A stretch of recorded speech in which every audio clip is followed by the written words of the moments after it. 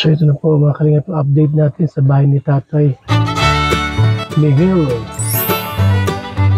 Yan na po mga kaibigan.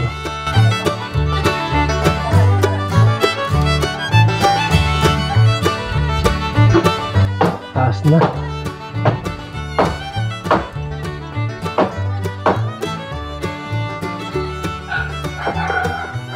Yan ang update. Uy, mataas ng maigi. Taas na po.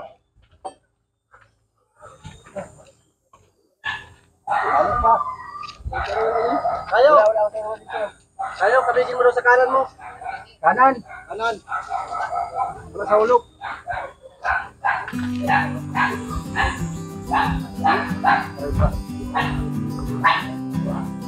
So ito na po ang update natin, mga kalingap.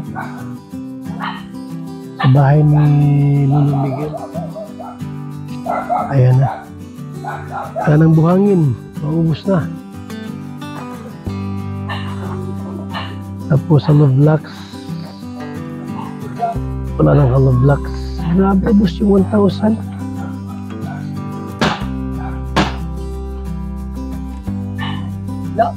Ilang hollow blocks kaya ito? Kailangan pa. 500 pa?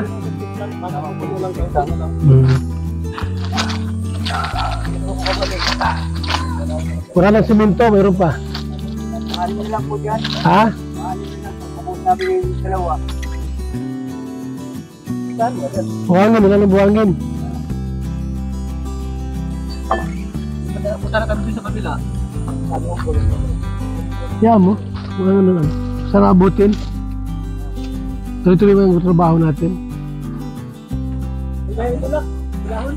Kaya ako ko. Pero bakit kami na po sa kabila? Puhulong na tayo bago ito. Hindi ka na ako. Hindi ba?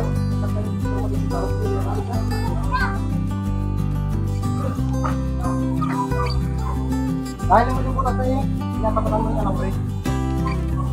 Kaya naman dapat butas na yun. Kaya malag ka din yung salod. Kaya naman yung salod, basta naman sila yung salod. Pagkira.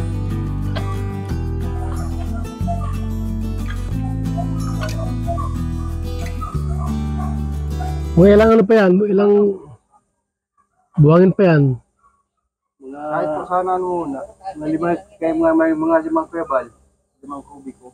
Tapos ano na po, yung pino na po gawa ng... Pino na? Kasama na po yung pang-finishing. Kaulit na lang po asin tadahan ay. Tapos ano kwebal yung screen. Screen o? Palitada na po kami, maano na po kang palitada. Kailan? Bukas? Pag ano po, pag nakompleto po ito, kisuhin lang natin ito ano. Hollow blocks? Kailan po ano. Alis na lang po kami ng ano.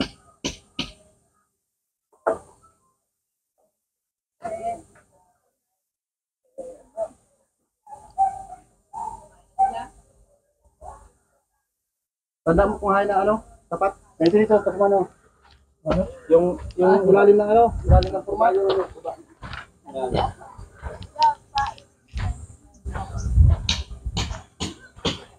Dito po ang mga kalingap, ang mga narito kay Tatay, no? Yung sa bahay niya po ay may bangka baga siya. So yung bangka niya po pwedeng ilagay sa likod. Dito po yung ilog, no? Papunta po yan ng dagat, mga kalingap. May bangka rito nakatambay, nakahimlay dito mga bangka. Pag tayo po, pag malaking dagat, hanggang dito yung tubig. Kaya yung bangka niya po dati doon na doon nakagarahe sa malayo. Dito na niya yung garahe, wala pa sa bahay po niya. So yan po. Update natin sa bahay po ni Tatay ni Lolo Miguel, mga kalingap, mga kaibigan.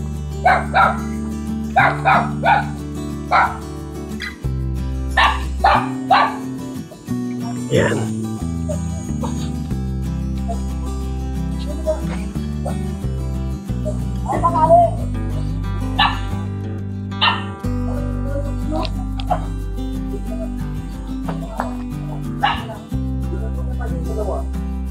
Laki, no? Grabe.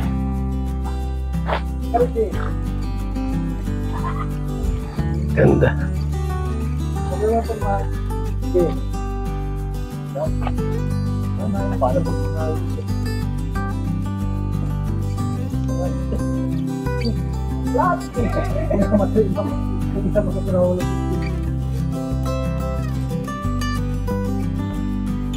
May pa dyan na bothan.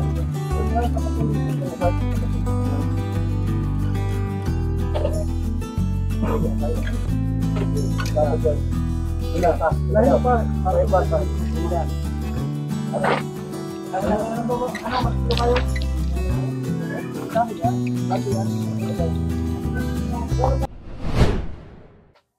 Ano na, kumusta na? Okay lang po.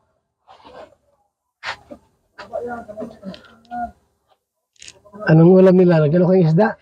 Da po. Wala pala rito ng signal.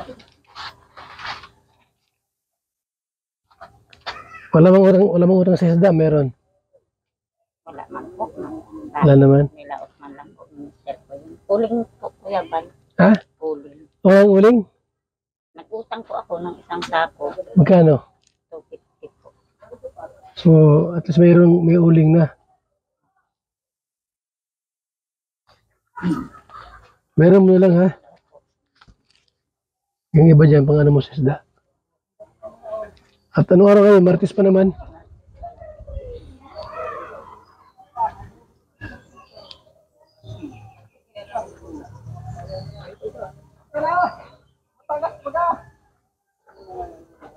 Yan po mga kalingap.